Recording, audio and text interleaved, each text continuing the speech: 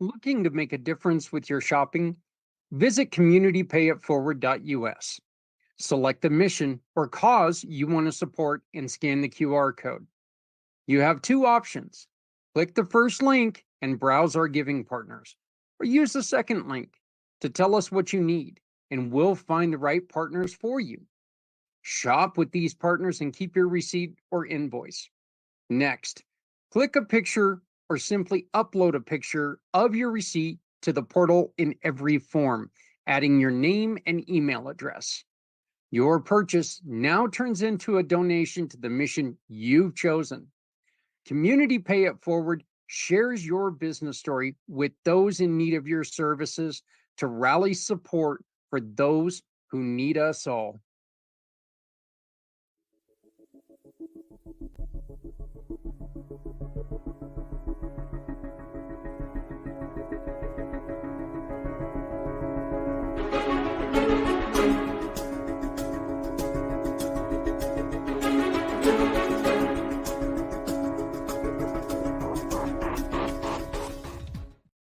Hello, everyone. Welcome to Monday. Welcome to Footprints Forward. My name is Zach Clayton. I am the president and founder of Community Pay It Forward, Community Dare to Care, and the PAC channels.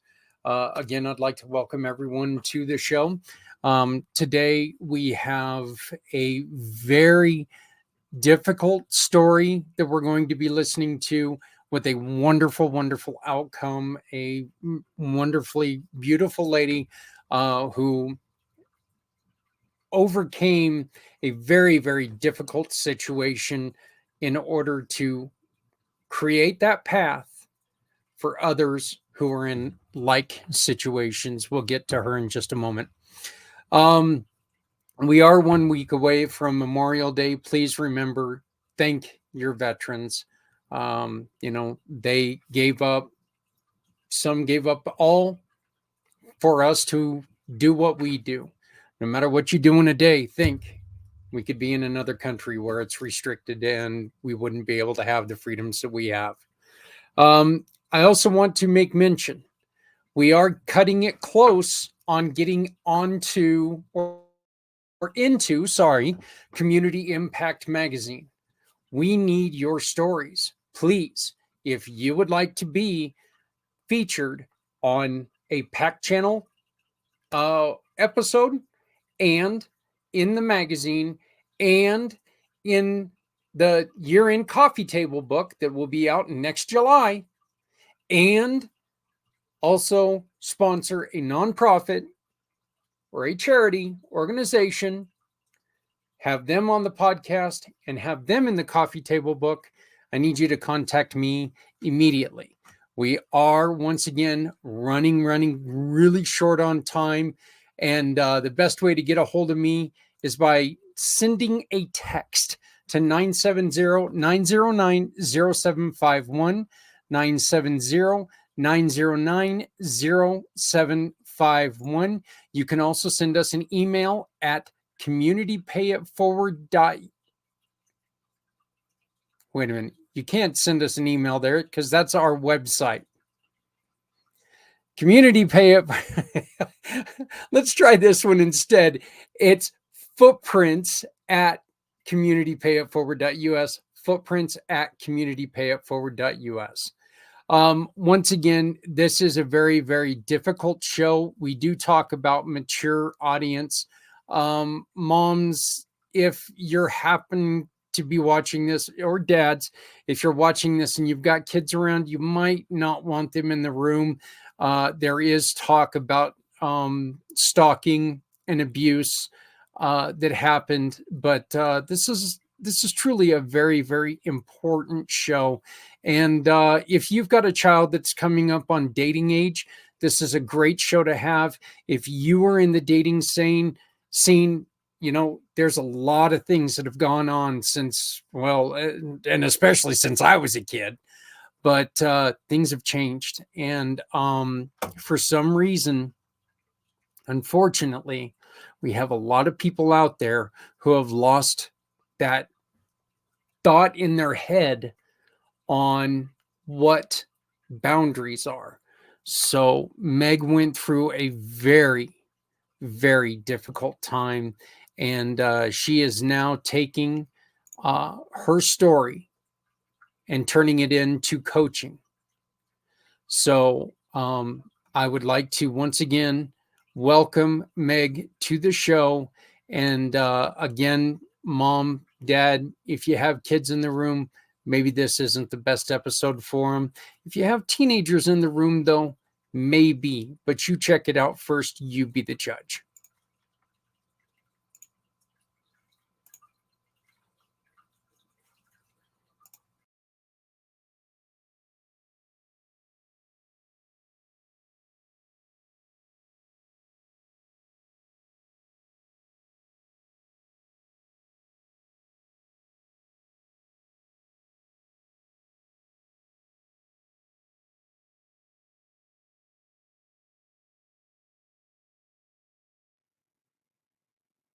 We've met a lot of really, really, really good people with a lot of really good messages in the little over the year that we've done this show, Footprints Forward. I met Meg in a networking event, a Colorado networking event, and I was hearing her story. And the ironic thing, I don't want to say the funny thing, the ironic thing was is that I met Meg and I heard her story right after we talked to Deb a couple weeks ago. And as you guys all know, Deb was somebody, or her ex husband tried to have her killed. And she was raped and she was hurt in many, many ways. And 2 days later, I ended up meeting Meg, and I just realized, Meg, I still owe you an introduction to her. But I am proud to introduce everyone to a lady with another very, very serious story that has created something very, very beautiful. Meg Grett-Pratt, how are you doing? I'm good. How are you? Thank you so much for having me here today. Well, no problem. I love what you're doing because it is something, you and I were talking about it. You and I just met really for the first time in a serious note about 40 minutes ago, and we've been talking ever since. But I love what you're doing because you and I both agree that, things are a lot different now. I mean, when I was a kid, when I was in the dating scene, things weren't as scary as they are now. I couldn't imagine what kids have to go through now, Yeah. but you know, is that just a sign of the times? Is that why are things so much different? Is it because we're more aware, or why are things so much different for me than they were for my sons? I think the biggest answer I can, or the best answer I can give to you is that it's always happening. People just don't talk about it. And so now people are talking about it and people are letting those numbers come out. People are saying those 16 to 24-year-olds are affected at the highest rate of any population by stalking and violence. And if you have all these stalking victims and then 50% of the women say that they were stalked before they were age of 25, it starts making people thinking, oh, it does happen to other people. Because I think the other part we believe is that it only happens to certain people. I mean, when I give speeches, sometimes I talk about people. I say, close your eyes and imagine a victim, and people think, oh, okay, and they get this image in their head because I used to have an image in my head. I had this image of the person who had to be like drug addict or the alcoholic, and they had to be married, and they had all these kids, but they lived in the poorest part of town.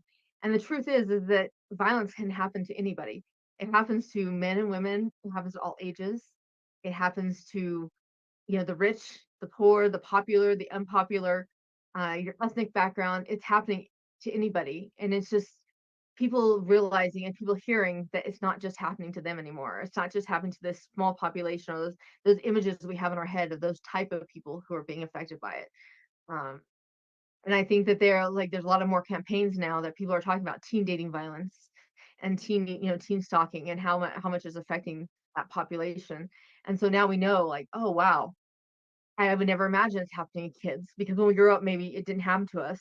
Although every day I meet somebody, I tell my story or they'll say, "What do you do?" And they say, "Oh, in high school I was abused by my boyfriend." And I think, it was happening then. People just didn't talk about it, and especially I think in rural towns, because people think it's a small town. This isn't happening here. Uh, but unfortunately, it happens everywhere, and it happens to just about anybody. Think one of the other things that you and I did talk about just a little bit ago, that people don't understand when they see that vision is that abuse is not just physical. Right. Abuse is mental. Abuse is there's abuse that people have to go through all the time. You and I mentioned the financial abuse. Look, if I love your tagline. Please share your tagline with us. Well, what's the tagline? The what we were talking about, if with if something seems wrong. Oh, if there's something that seems wrong, if it feels wrong, probably is wrong. And I always say, what I try to say is, if it's not, if this isn't normal, this isn't okay. That's the kind of the message I give to people a lot when I give them a scenario. This is not normal. This is not okay. One of the biggest that we just talked about was people asking like a digital abuse. People think, oh, it's just digital. It's just it's through the computer. How sad, how hard can this be? How scary can it be? But if someone every day asks you, let me see your phone, let me see who you've been talking to, let me see who you've been texting, let me see where your voicemails are from. That's a form of digital abuse, which is a form of dating abuse or relationship abuse. But it's not normal and it's not okay. And so letting people know that these things, just because it's not physical, doesn't mean it's not abuse. Look, So, the true fact of this is, and this is to all you guys and girls out there, the truth is that if there's no trust, there's no real relationship. If no, somebody cannot trust you, you're not in a good relationship, because there's just going to be problems there. If you right, can't trust the person that you're with 100% to go out and do what they're going to do, then you're not in a great relationship, you know. right. I So, mean, I think we've all been in those jealous relationships, or you've been jealous. I don't think there's anybody who can say they've never been jealous. oh But no. there's extreme jealousy, the jealousy where you can't even look at the waiter in the eye because, oh, you must be flirting with them. Are you sleeping with that person? Those kind of jealousy that people have to recognize. This is not okay. This is not normal. This is not okay. You should be either addressing it, but along with trust comes that communication thing. And then when I teach healthy relationships, I always talk about communication. Everything comes back to communication. If you can't trust someone, if you talk to them, you get it across. Someone understands, it alters their behavior. They're better. Great. Communication saved it. If you communicated like, this is my boundary, this is like, I can't take you not trusting me, or you attacking me every time I look up at the waiter, and someone continues to do that, and they built the trust, they've broken your trust because they don't respect your boundaries, and they're not listening to you. They're not respecting your communication or your opinion. So I think a lot of it, people think, what else goes into a healthy relationship? I'm like, well, communication for one. If you can't communicate with a partner, or you're afraid to talk to your partner, that's really, a big red flag, is that this is not a healthy relationship for you as well. Meg, your story is very important to your mission. And while it's a story that I hate having you repeat, it is very important. So, can you tell us the story behind Meg? Why are you doing what you're doing? Yes, of course. Yeah, I think when I first started sharing my story, I was sharing with counselors and family and friends, and all I did was cry because that was my life and that was the trauma I was continuing living in. And now there's something about telling my story that makes me feel empowered, and it feels like I'm helping people with my story. So Hmm? the story goes in a nutshell is that I was beginning to work with a man, and we started dating within a few months of working with him, and within 6 months, and actually within the first few months, I didn't see it until the 6-month mark, he got physical. And that was when my eyes actually opened. There's a lot of things that had been happening that weren't healthy all along, but I hadn't seen him. And I'd been compensating, like, oh, he's stressed. Oh, it's this. Oh, it's that. And when someone punches you in the face, you kind of go, oh, wait, this is not for me. This is not okay. I'm not going to be a punching bag. And that night, he revealed basically that he'd had hidden cameras in my cars. He'd had hidden cameras in my homes. He'd been like listening to my devices, he'd been in my social media, he'd hacked my phone. And so he had, basically seen me give someone a ride, 5-minute ride. It wasn't even a big deal, but he exploded over that. And he wanted to kill me for that. That night, if my phone hadn't rang, he was strangling me at the moment when my phone rang, and he just jumped up because he knew it was that guy. Like, I'm going to see what that guy wants. Um, After that, like, I tried to get away from him for probably about a year, and every time, every 3 months, he'd threaten or figure out some way to get me to kind of come back. Like, oh, if you don't come back, I'm going to hurt your son, or if you don't come back, I'm going to kill you.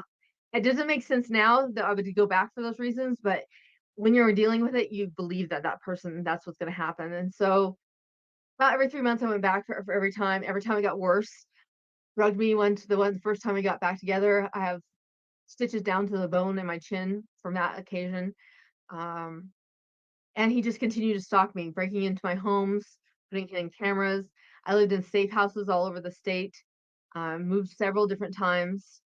And after it was daily torture. Your phone doing whatever he wanted to do, turn it on, turn it off, turn the camera on, take pictures, um, following you around. If you went outside your house, you could see someone there. At the very end, probably the very end was in March of 2020, and that was the 7th year of this happening on a daily basis. And I was looking up at the drone, and there was a drone sitting there that had a camera on it, and I had made the decision that I was no longer going to participate in this game. That there, he was no longer gonna. He was not gonna quit. So how was this ever gonna end? Like, I was a shell of a person. I had no mental capacity anymore. Anxiety, PTSD, you name it. That little list went behind my names. And COVID hit the next morning after I decided, like, I planned to end my life. COVID happened the next morning, and the TV came on, and all I was enthralled with was like, "Oh, I don't want my family or my kids.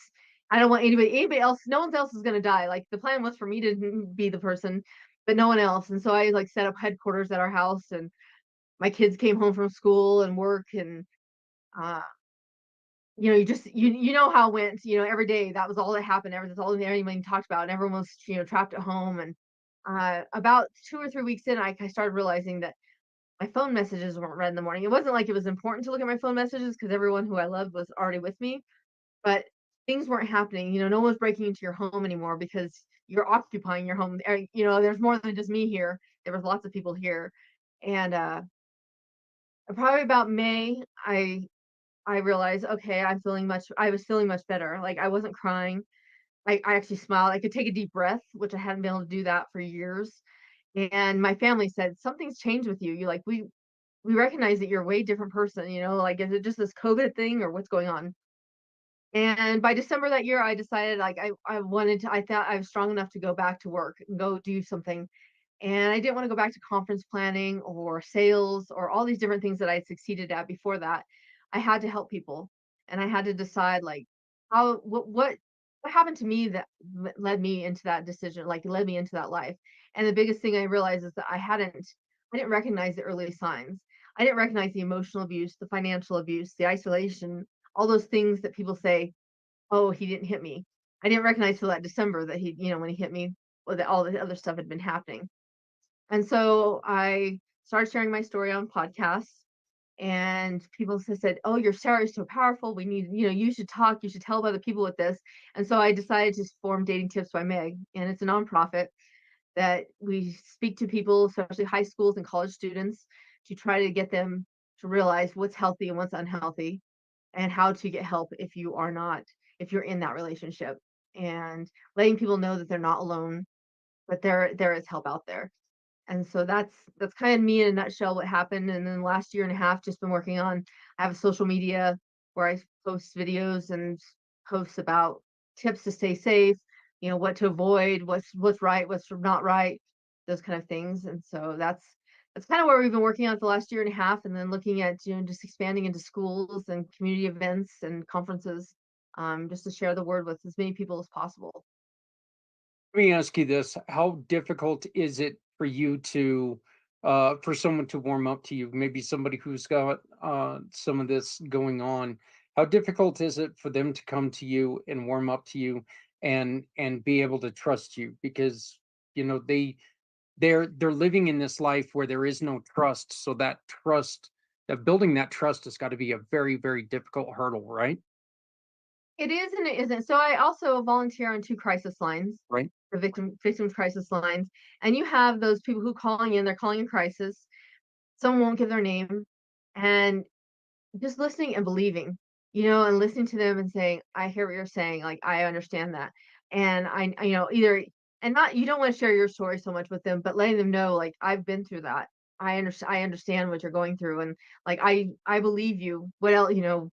What do you wanna do? What's your magic wand wish to make this better?" Or, what so it's kind of amazing, like, I'll meet with people, do the networking one-on-one, and I'll just expect that we're gonna talk about what I do, and then we'll talk about what they do. I kinda talk about why I do what I do, and people about 90% of the time, someone will come back with their story and let me know what's been happening with them or what happened to them, where they're at now. I get referrals all the time for people, like, saying, "I think she just needs to hear someone understands what's going on with her." So, it hasn't been as difficult as the warming up part. The hardest part is warming up to the schools, not so much the victims, and being able to share it with them, like, just listen to them and understand their experience is real. I think that's probably what the advantage I have over some of the other speakers is that I made it through. I'm a survivor versus a lot of people are reacting to something that happened to their family or happened to a loved one. And I'm like, I am that person. And so I know how hard it is what you're going through. And I know how all these walls are coming up and how no, you feel like you're so alone. And I think that that's one thing the victims just need. They just need someone to say, I believe in you. I hear what you're saying, and I know it's hard, but we can get through this. The school's afraid to talk about this because they're afraid to bring it up. Are they afraid to talk about this because um they're they're afraid to I don't, look, I guess I akin it a little bit to maybe like sex ed that, they're afraid to talk about it because it's something that, is difficult to talk about. But this is really something that, there should not be any fear to have you come in. There should be, a boasting. There should be a, hey, you know what, kids, sit down, listen to this, take this in. Yeah. You think so? You think that the people I mean, I've gone everywhere from, okay, we can eliminate most of the story, but it's the story that gets people to stop and listen. And Mhm. then they believe they you get credibility for what like, okay, this person has some knowledge about it. And then you see you see those heads nodding in the audience. And so you know that people are going through it. I've had the chance to I actually talked to a group of middle school girls about in March, and I was really worried, like, how well I relate to them, because they're just not quite dating, but most of them are dating. And it was amazing how many people are raising their hands and talking and sharing their experience and sharing, what's going on in the middle school world. And it just makes me say, why won't the high schools talk about it? Why don't they want to? The colleges are definitely different. They're more liberal because their parents aren't as involved in what the curriculum is and they bring in. But the high schools, I think they're afraid, like, they're gonna get sued, they're gonna, their kid's gonna come home and, like, maybe they're gonna recognize that you're not in a healthy relationship as a parent, maybe they're gonna call you out on something. I don't know what the big scary thing is for them, but it's like, just teach these kids this is a life, like, you're giving them all the tools to succeed, but if they run into one of these bad relationships and they can't recognize it, this will destroy everything they've been building. Like, as a grown woman, I know that I had this wonderful life going on, and it destroyed me down to nearly nothing of a person. And I thought I was a very strong person. I can't even imagine people who are just starting off in life. This is their first dating experience, and this is what happens to them. Like, what it's going to do to their lives. I think you brought up a good point with the parents is that, I mean, look, if this is the way that mom and dad are, this is what, and then that's your first relationship, that is normal. And I think that growing from that normal to something different is going to be, you know, uh, I, I loved your answer about, maybe parents are afraid that they're going to find out that, whoa, our, our stuff's kind of screwed up as it is. So, um, Right. I know one of the things that we talked about that you like to caution people, and when I asked you, what did you need? Because that was exactly what it was. You know, I really, really want to make sure that we hear from someone who's went through this. And Right. your answer is very simple.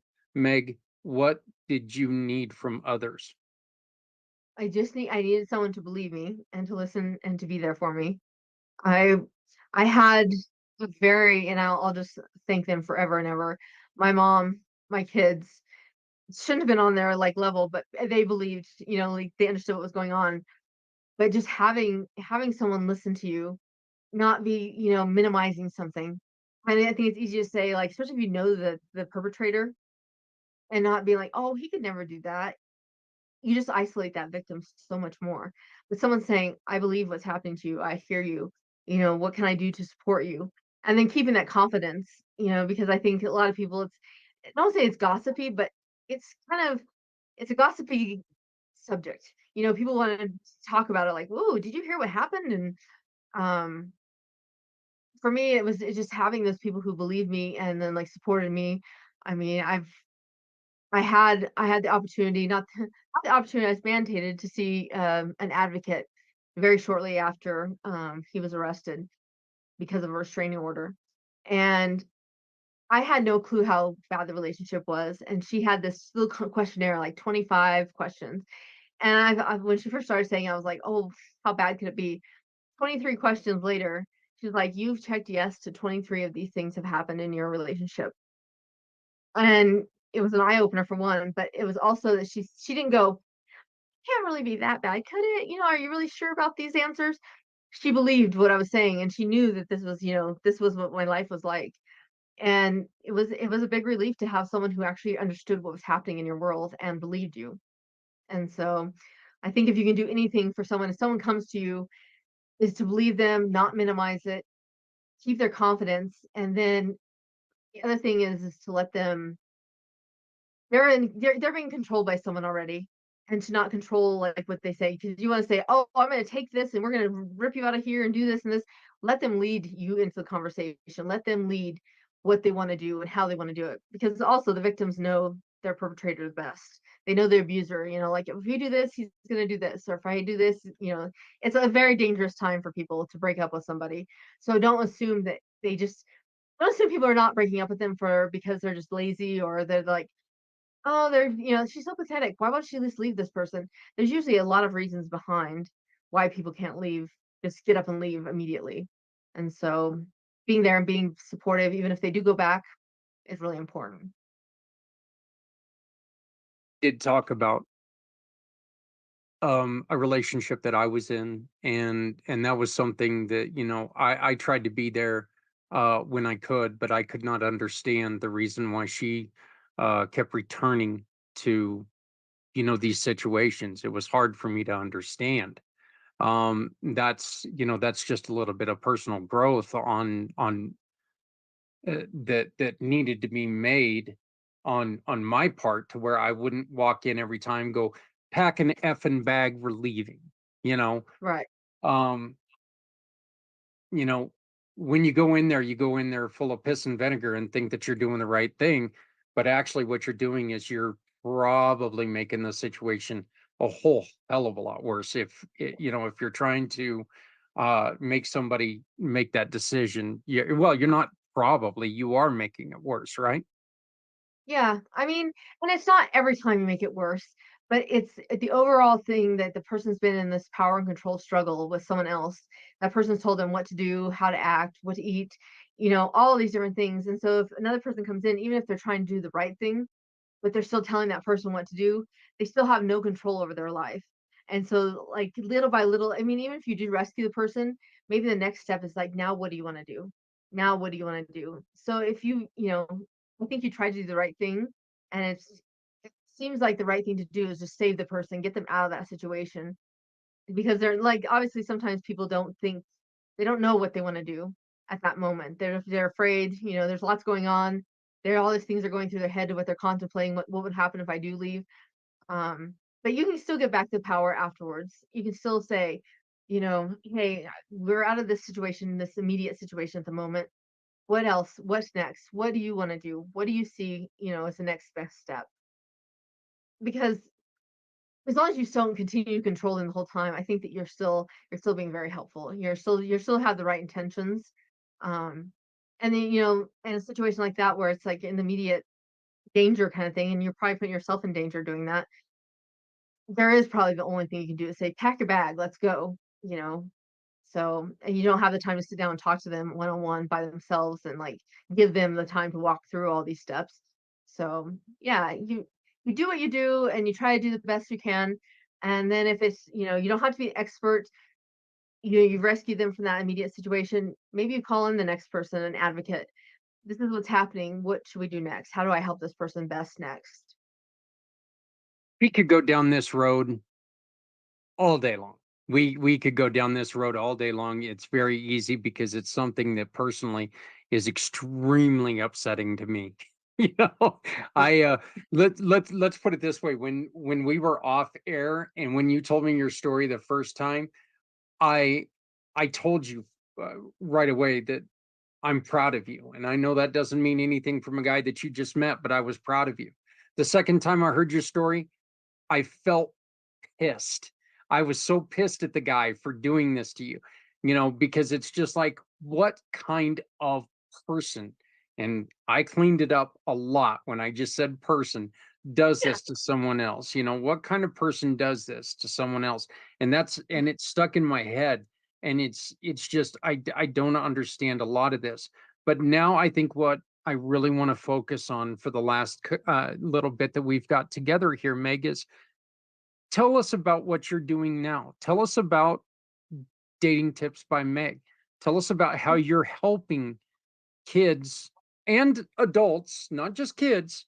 You're Right. helping individuals make sure they are not you. So, like I said, at the end of my relationship or when I was getting ready to recover, I looked back and said, what was I missing? What was the big thing? Like I was a I'm not saying this to be like boastful, but I was a smart woman. I had my head on my shoulders. I had raised kids. I'd been managers of, run corporations kind of thing. And I realized I just didn't know what these red flags were or the early signs of an abusive relationship were. Like in my mind, I thought it was just abuse, like physical abuse. And so breaking that, like thinking, how can I break that illusion? And so now I share my story and along the way, letting people know, like, here was a red flag. This was a red flag. These are ones I just, gladly walked right over. For some reason, I ignored them, thought that they weren't that bad. I made excuses for them. But letting people know what the early signs look like and that there's help. Like, I think people get trapped in that information that it's not that bad. He's not hitting me. All these different excuses you may have. But so letting people know they're not alone. This is happening. Emotional abuse is just as bad. I'm not saying just as bad, but to me, it took me longer to recover from the emotional abuse than it did the physical abuse. And, the bruises recovered. Even years later, some of the bruises finally recovered. But the emotional abuse is still in your head and you still think about these things and you still wonder, like, can I trust myself? So teaching people how to trust themselves, healthy relationships, red flags. And then because a lot of the years that were covered in the end were stalking, I do a lot with digital stalking and tell people, digital safety, online dating, safety, what to do if you think you're being stalked, what's the safest way to, do it. Because again, like I was just going to say one of the obvious things. If you found a hidden camera, what you want to do is rip it out, destroy that thing and be done with it, but there's your evidence. So it's very difficult, but it's like, okay, you find that device, take a picture, put a pillow in front of it, then call the authorities, like go through the proper channels. So giving people all those tips and how to stay safe, how to, what the smart reaction is versus the gut reaction sometimes.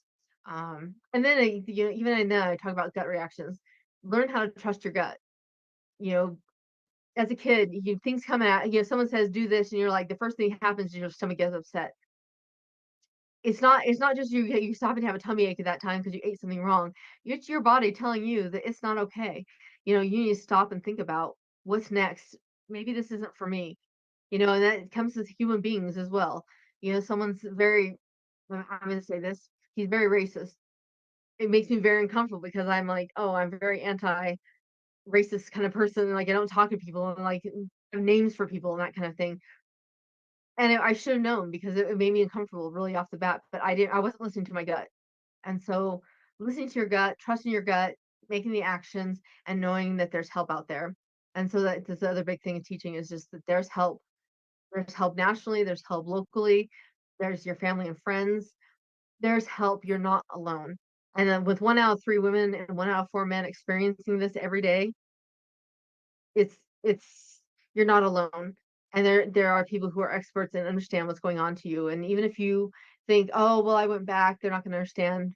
Those are the people who really are going to understand because that's their field. They're the experts. They've seen this over and over again, and they know what it takes and how hard it is to get out of a relationship like that.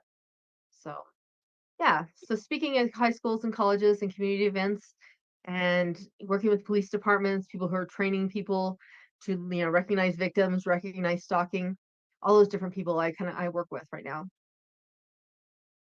What the what about if somebody says, "Well, I'm going to change this for this person." Isn't that kind of a little bit isn't that a little bit of abuse? Because if you're not good enough for a person, shouldn't that be like a red flag that, if you can't accept me for who I am, well, sorry. And I Right, don't need to joke about it, but it is true. Look, if you come into a relationship with me and my first thing is to look at you and say, you know what, I think that we can have a good relationship, but you need to stop doing this and you need to stop doing this, and you know how you like this, tough shit, you're not doing right. that anymore. That's Wow. not good. That's not a good relationship.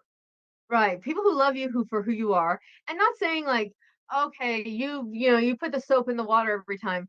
You need to change that. Those are little things. When people want you to change who you are and how you act and like those are things that you should be considering red flags. Like if people communicate with you, oh, I really hate that. Okay, let's say this for healthy conflict. I tell people I am a person when I have healthy conflict or I have conflict. I like to think about it because I know that the Italian side of me will tell people bad things or say bad things, and I don't really mean them, but if I don't get my space, that's how I deal with conflict. If I understand that and I communicate that and, like, the person who I'm in a relationship was like, "I need you to talk to me right away, like, I can't have you walking away from an argument."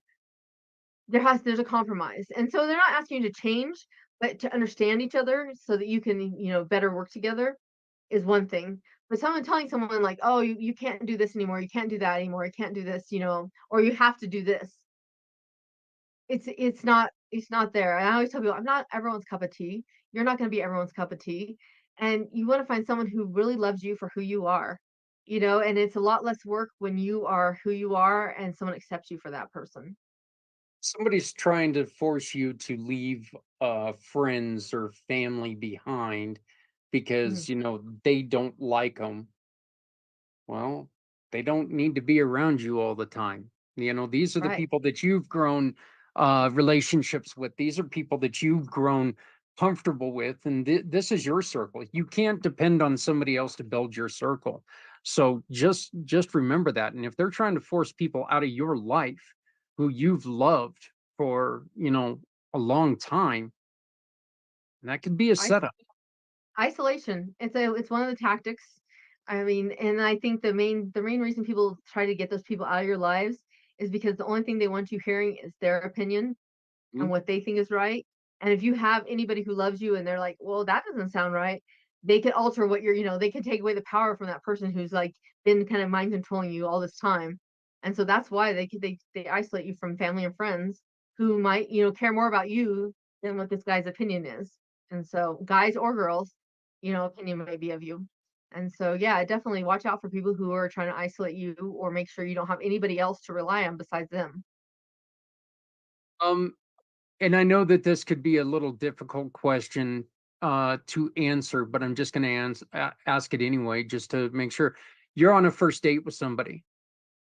If they do blank, that should really be a red flag? They do anything that makes you anxious, that should be a red flag. So they yell at the waiter, makes you kind of anxious, Yeah. like the behavior. They, you know, they say something like they say something very provocative to you that you're just like, oh my gosh, that makes you anxious. You know, there's so many things that the people could do to make you feel uncomfortable, but it should be one of those first things where you go, whoa, that makes me very uncomfortable.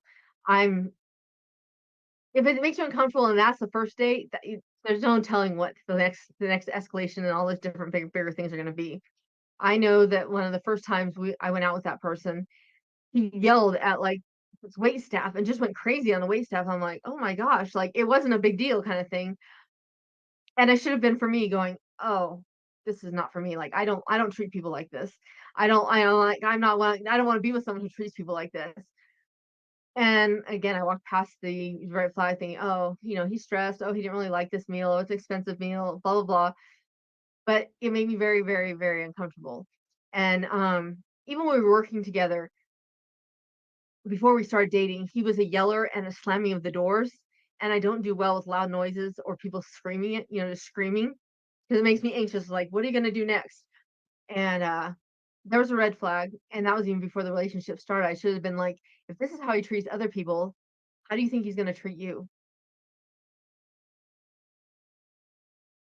I really didn't think that you would have much of an answer for that. I was thinking about it because you know what, the first date, you're always a little anxious anyway. Right. Maybe a little. There's a lot of curiosity, and I guess there's a difference between curiosity and oh, But Right. yeah, I mean, if there's something that makes you want to get away from this person, definitely. Right. I had never really thought I'd never given it much thought. Let's be honest there, but I'd never really given it any thought that, I mean, there could be something that happens in on the first date that would make things go like that. So yeah, that's Right. such great advice. So, Yeah. uh, you know, um, what what can someone do?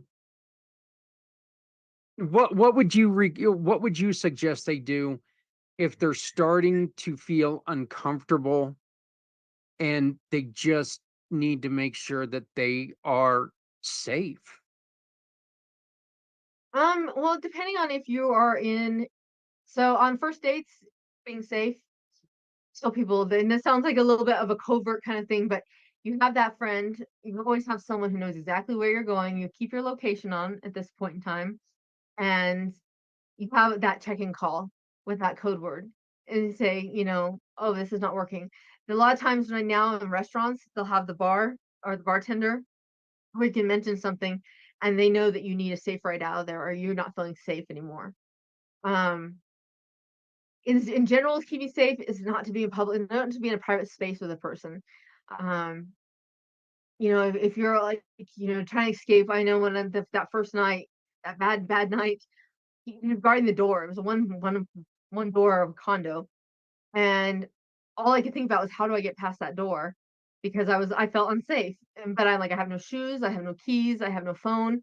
Um, but not being, putting yourself in that thing. And then if you are in a personal situation, being very vocal about the no.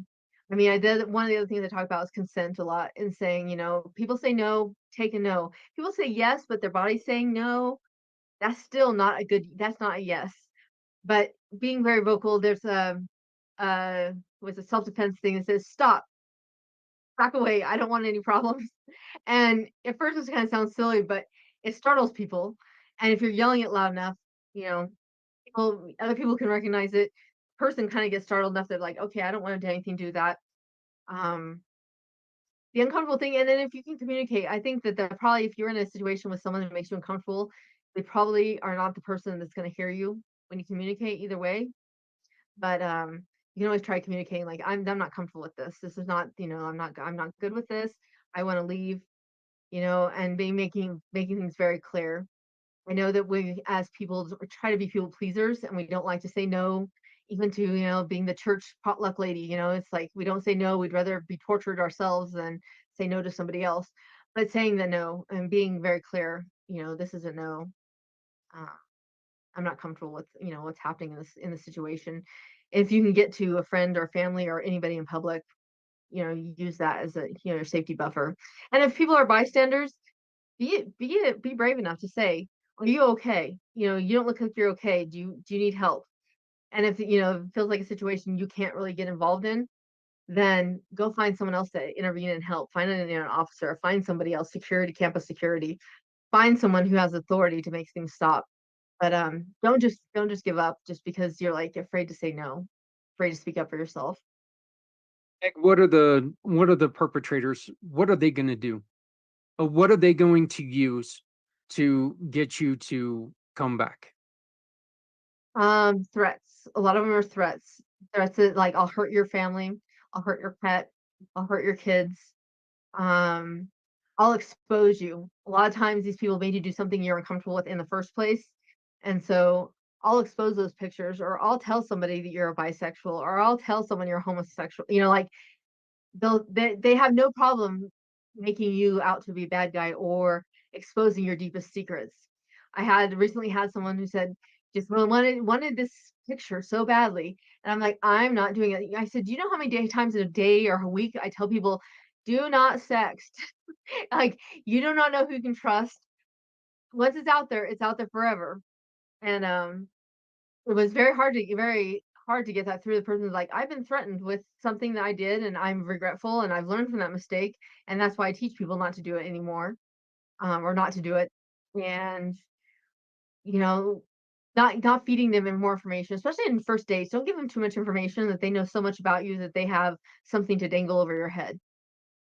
We So, we did talk about that earlier too. We as a human species, we tend to answer questions or give answers to questions not yet asked, and this is dangerous. You can't, um, you know, you can't give away everything and let people know about it. Pete, the perpetrators will spend a lot of time building up that weapon, won't they? You know, they'll convince you it's okay to do that thing that maybe you're not too comfortable with, and then they've got that in the bank. right. Oh, yeah. There's always got, like, this game plan going. I don't know if they get a book in the beginning when you wanna be an abuser, but it's like they follow it to a T, like, and then we'll gather some information, and then we'll have pictures of this information, or we'll keep a text message of this information. Um, we'll have cameras installed, so we'll watch you do something that, you're ashamed of doing. I think that they do it and just kinda like I talked about physical, like, emotional abuse escalating to physical abuse. When they lose control of something, they bring out the next target or the next weapon. And if that weapon doesn't work, they bring out the next weapon. And then it just kind of escalates to, someone being physically assaulted. Like that's, your life and death part where you're like, "Oh, okay. That scares me enough. Maybe I'll behave again." Um, but yeah, I think that's what they set out to do in the very beginning. And I always wonder from my own experience, like, why did you do this to me? Like, why was I such a conquest, or why did this have to happen for so long? Did you set out in the beginning to just to destroy me? I have no clue still, but uh, yeah, I think you have to watch out for what you are giving them easily, ammunition, and kind of keeps those secrets closer to you. There's lots of things you can share with someone to get close to somebody without sharing your deepest, darkest secrets. How difficult is it to be a mom now, knowing that this is a threat to your daughter? This is a threat to your son. How difficult is it to be a mother? And do your kids, knowing the situation that you were in, do they accept it, or is there times that they still sit there and go, "Mom, enough"? Yeah. You know, my daughter was 9, my son was 18 when this first began, and I sadly, I mean, my daughter maybe not want me to share the story, but she said the saddest part is at one point because he was such a great like carnival dad because we both had kids, and on the weekends, certain weekends we'd have them. Um, that she actually thought he was a better dad than her real dad. Like he's so much fun, and all, and then to find out later what he'd done to me, she was just like so ashamed, like that she let him do that. I said, "What do you think happened to me?" I said, "I let him into our world. I made you trust him and believe him, and now I've seen how much he's hurt everyone, in my life." But being a mom, I think I've been very vocal. I'm one of those parents that are a little too honest with their kids. Probably, like, we have those conversations sometimes when they share stuff. I'm like, wow, okay, is my face doing that wow thing? Or I hope I'm just looking normal, because I want them to come to me with things like happen. And I know my daughter has been in the bad relationship, and communications helped her. I know that my son was in an abusive relationship with a girl, and she literally was gonna just do this to destroy his life because he wouldn't give up. She wouldn't give up what she wanted him to give up. And it was like, but being a mom, I'm very proud of what I like, where I've come from. And I have to say, I'm very thankful for the people that they kept supporting me. And even though I like screwed up majorly, they, they've always been there for me, and they're always there. I'm proud of you, mom, especially what I'm doing now. I'm proud of this. I'm so happy that this is happening for you. And um, I have some amazing kids that like understand, because now I have a daughter who's 21 and a son who's 30, and they back me 150,000% all the time about what I'm doing, and they help with their friends. I think my friend might be in a thing. Can you talk to her? So it's gonna come full circle. And you know, I have to say that I have a lot of shame and regret about what happened, because you tear people through like hell for 7 years.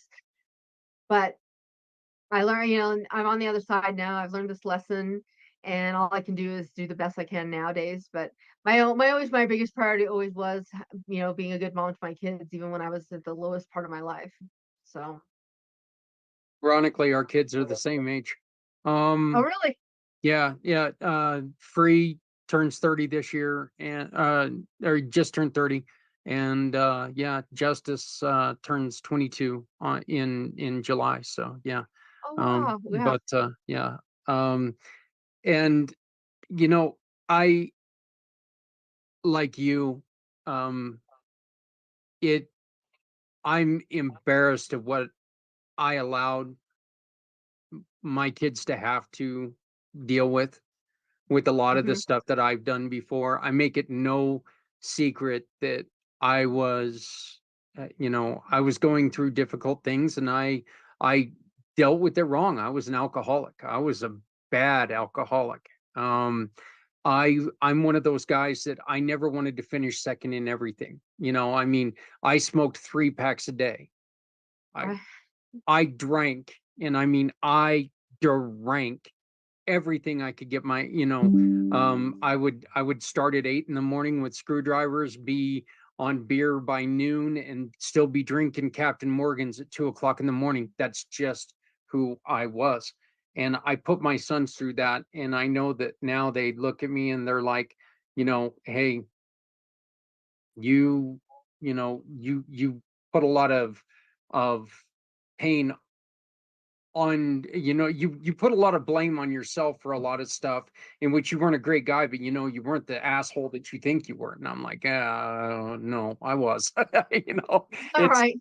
it's hard not to take that on yourself. And I mean, I think that there are times that I know for a fact I put more blame on myself than anybody else does. And so I can imagine everything that you're saying. I can understand. And like you, I love hearing from my sons when they just call to say hi. Oh, and my sons, they will do everything they can to make me blush. They have those they have I need to find out who taught them that and kick that person right in the butt. Right. So, but um Meg, you've got a podcast. Can you tell us a little bid about that? So the podcast is coming up. It's going to be basically called "Did Me Dirty," and it is this kind of thing that gangsters say to yourself: "Don't do me dirty." Um, but it's going to be all about this sharing the experience, and then educating people about what. what happened in that story. The red flags, the beginning story, all those things that come in, and red flags, how do you recognize them? What did I do wrong? What can you do right? Or what are you seeing right now in your relationship? And so I hope to not only have that kind of entertainment factor for people who are like wanting to know more about stalking and educational part, but then also have that for the victims out there who are thinking, is this happening to me? Is it, how can I get out of this? So, hopefully we'll be starting at like a 30-minute podcast, and then eventually bringing on experts and other guests, other victims, share their stories and their revelations and how they got out of it and what life looks like after on the other side. So we give people hope that there is life on the other side of this. 7 years was a long time. I didn't think it was ever going to end, but it did. And I wouldn't give up what I've had now. When I made it to my daughter's graduation, I just couldn't. I couldn't have been happier because I never thought I'd make it to her graduation. And so letting people know, like, don't give up on yourself, and it will be the overall message of the podcast. Well, even though you went through hell, I am so glad that you made the decision not to. God, I never thought I'd say this. Thank God for COVID, and it gave you something to where it did not take your life. Literally, it kept you from taking your life. And so, for once in my life, I'm going to say thank God for COVID, because I think what you're doing is a beautiful thing, and Thank I you. absolutely adore what you're doing, and hopefully we can work together. They can find you at datingtipsbymeg.com. Yep, datingtipsbymeg.com is my website. All my social handles are dating tips by Meg, and just all one word. And so you can follow me on Instagram, TikTok, Facebook, Snapchat, all those different places. It's dating tips LinkedIn. by Meg. Yep. Yep, we got you on LinkedIn as well. So, Yep. Meg, is there anything else that you wanted to share with anybody before I let you go? I would just say, son, thank you for having me on here today. And number two, like, just don't give up. That life is out there. Life is hard, no matter what you're going through, whenever you're struggling through, there is help out there. There are so many organizations, not just for dating violence and stalking and all these things, but there's people out there that want to help you. And don't give up on yourself, because there's life on the other side of whatever you're going through. Um, she said it, look, everybody goes through hard stuff, and no, nobody knows exactly what you're going through. Everybody goes through different stuff. Everybody goes through things that are difficult. Okay. Other people have an idea, and the best thing in the world to do is maybe share what you've went through with somebody. Don't ever tell anybody that you know exactly what they're going through, Right. because even though you might, they don't want to hear that. Right. They will listen to your story. They will listen to what you went through. Let them, and I love the suggestion that you made. Let them come to it, come to the decision. Let them come to the realization, okay, yes, this person does understand a little more about me than I thought. But Right. don't ever go up to somebody and say, hey, I know exactly what you're going through. It's Right. not it's not healthy. It's just not. And you'll lose them. You'll lose them. And that's the first thing that's going to happen. But Meg, thank you very much. Um, I've really enjoyed this. It's been very educational, and I truly, truly cannot wait until we do some more stuff together. Perfect. I was looking forward to it. I really appreciate you taking the time to interview today and understanding, like, all these different things are happening bad in the world, that we can start making them a little bit better, one person at a time and together. So, No, that's the thing. People say all the time that, people ask me, what you want to say, you want to help everyone? Why yeah, not? I do. You know, Yeah, we, no, exactly. well, it's not possible. Well, it's not possible if we don't try. So let's try. Let's Right. give it a shot. There's been enough people who say it's not possible. What the hell? Let's make it possible. What do you think about Let's that? do it. That's All right. right. Sounds good. Thank you very much. Thank you. Introducing Shop, Click, and Pick, the simplest way to support those doing good. We understand that shopping is a necessity, and with a slight adjustment, you can make a huge difference for those in need. Here's how it works.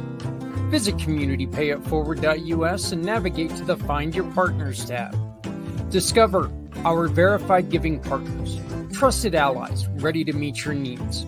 Shop with any partner that resonates with you. Click a picture of your receipt or invoice.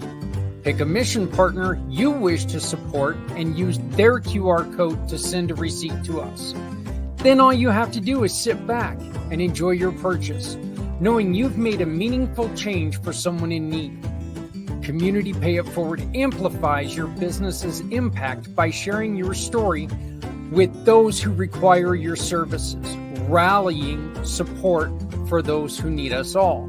Because no one needs to go it alone when we all come together.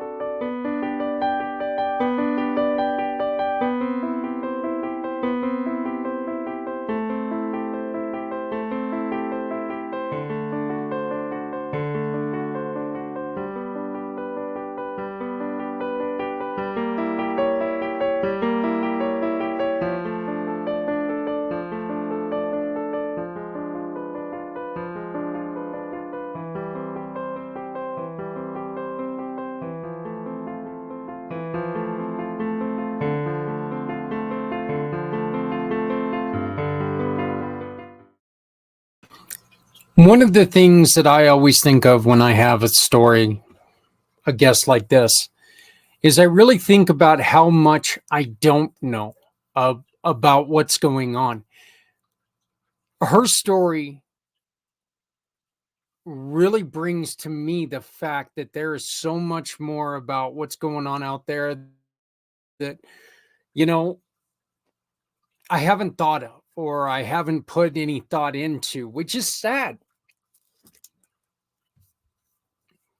It's not that I'm not one of those people who are trying to avoid thinking about situations like that, but it is sad that it takes sitting down with somebody who went through something like that for me to understand that we've got such a long way to go.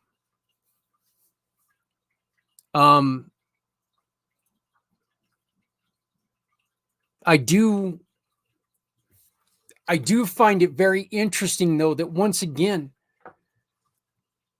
as always, what's the main thing that we heard to do for somebody? Listen. From show one to now,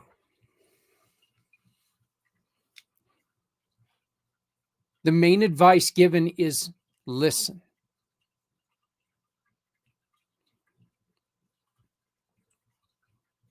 I mean, I do kind of wish that there were other things that, we could do, but the most important thing is to sit down and listen.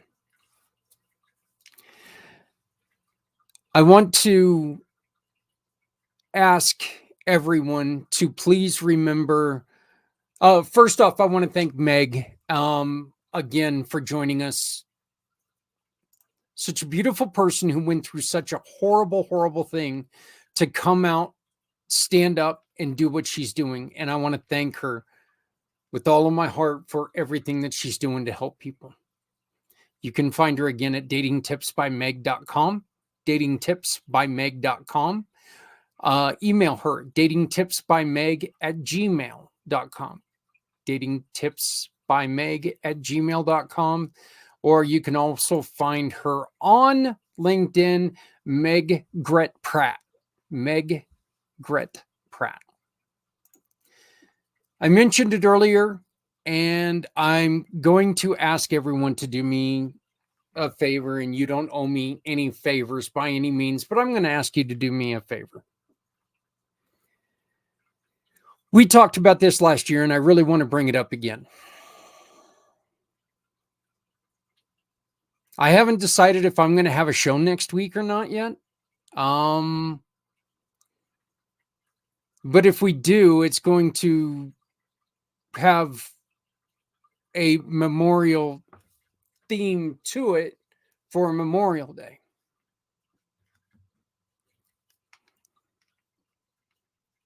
These stores out here are making it hard not to go and get their best price ever.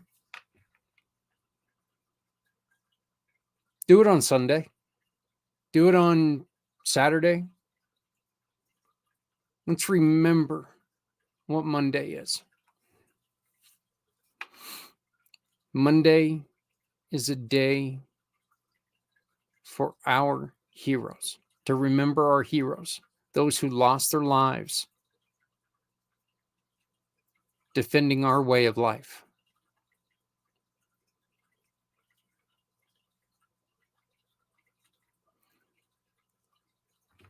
We discussed this last year, and I'm just going to say it again. They don't care.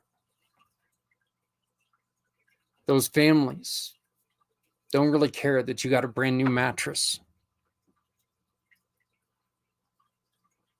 So for people saying, come and get the greatest sale ever on our Memorial Day sale, they're doing a great disservice to the memory of our heroes.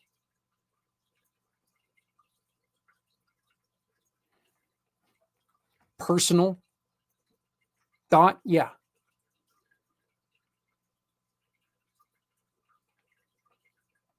In my mind, this is one of the major holidays in this country.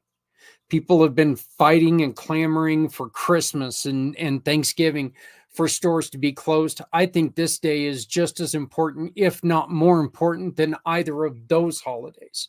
Because this is the day that we remember the reason why we have what we have in this country.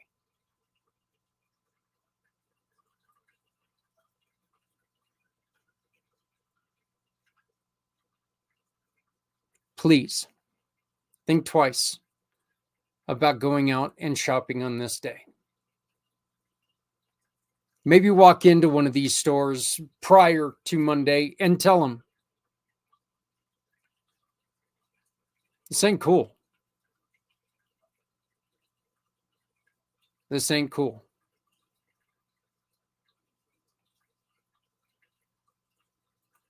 Now, if you're going to say, you know what, every veteran come in and we're going to give you something, every family member of someone who lost their lives, come on in and we're going to give you a free bed.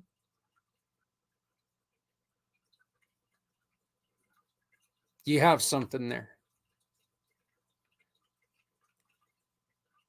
But just throwing your wares out there and using Memorial Day,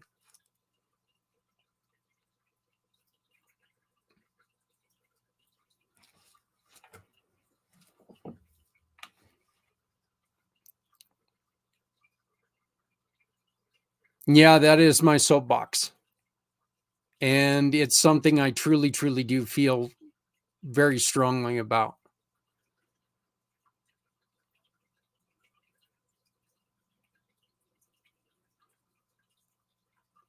Memorial Day is about remembering those who lost their lives. And again, their families don't care that you're going to go out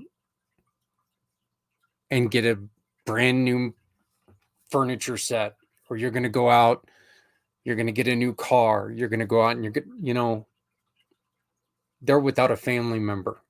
And these people, these businesses are using a day that we should focus on them, on their family members that lost their lives. They're using this day to sell their goods.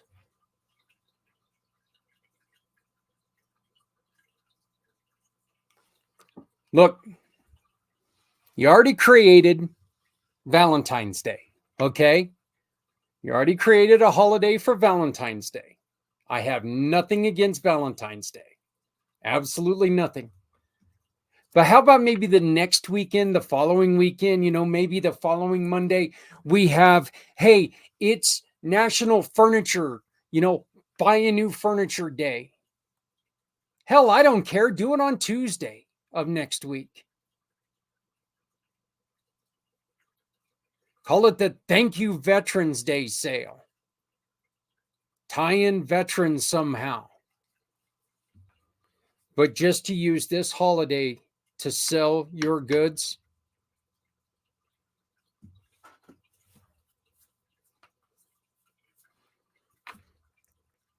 I think it's a disgrace. I do. I think it's a disgrace.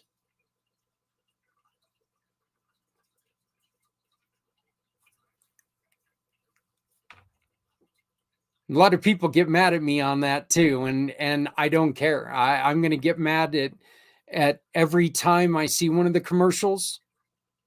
There's one particular commercial out where a lady is sitting there acting like a drill sergeant to her team.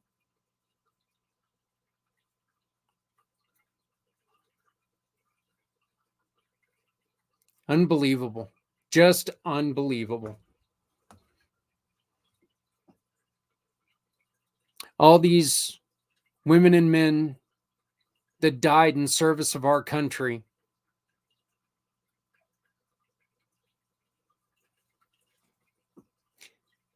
And they're going to put themselves on equal ground to sell you a couch.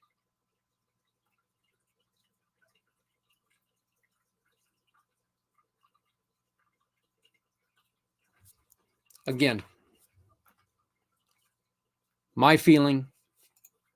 I apologize if I offended anybody, but you're not going to change my mind on this. Hey, you know what? If you have a story like Meg's and you would like to come on and you would like to join us, the QR code above is the best way to do that. Scan that QR code. Tell us your information. You know what? If you would like to join me on my Wednesday show and argue why Memorial Day is a great day to pimp your goods, let's talk. But you're going to have to be damn convincing. I'll tell you right now. If you, hey, look, if you are a vet, if you are a store owner who you lost somebody and you're using this day to as memory of him or her, and you're sitting there and saying, you know what, this was their favorite day, or this was their, fine. I'll back off from your store. But if you're just using this day, the importance of this day, to tell others we're equal to the men and women who died for this country, shame on you. Again, would you like to join us? QR code up in the corner, please. If you would like to get a hold of me, if you have anything that you would like to respond, send me a text, 970-909-0751, 970-909-0751. If you'd like to talk to me, just leave the text, say, hey, could you please give me a call? Let me know what it's about. I am very, very busy with other things that we got going on, so I don't always have a chance to answer the phone. But 970-909-0751, if you give me a call, I will do my best to call you back. If you want to get a hold of me in any other way, website is communitypayitforward.us, communitypayitforward.us, and you can always look on the navigation bar for Footprints Forward, where this show will appear. I want to thank you all very, very much. Again, I don't know if we're having a show on next Monday. But I want to thank all the families out there who have sacrificed a loved one. And I want to thank every veteran that has ever served our country.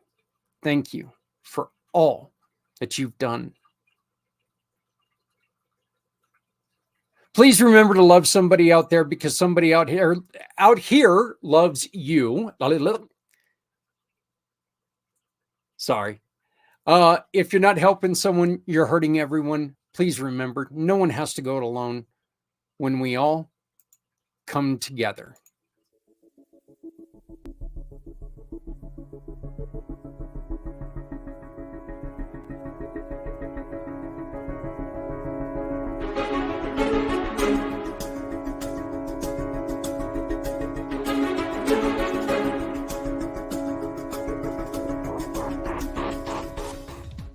Looking to make a difference with your shopping? Visit communitypayitforward.us. Select the mission or cause you want to support and scan the QR code. You have two options. Click the first link and browse our giving partners, or use the second link to tell us what you need, and we'll find the right partners for you. Shop with these partners and keep your receipt or invoice. Next, click a picture or simply upload a picture of your receipt to the portal in every form, adding your name and email address. Your purchase now turns into a donation to the mission you've chosen. Community Pay It Forward shares your business story with those in need of your services to rally support for those who need us all.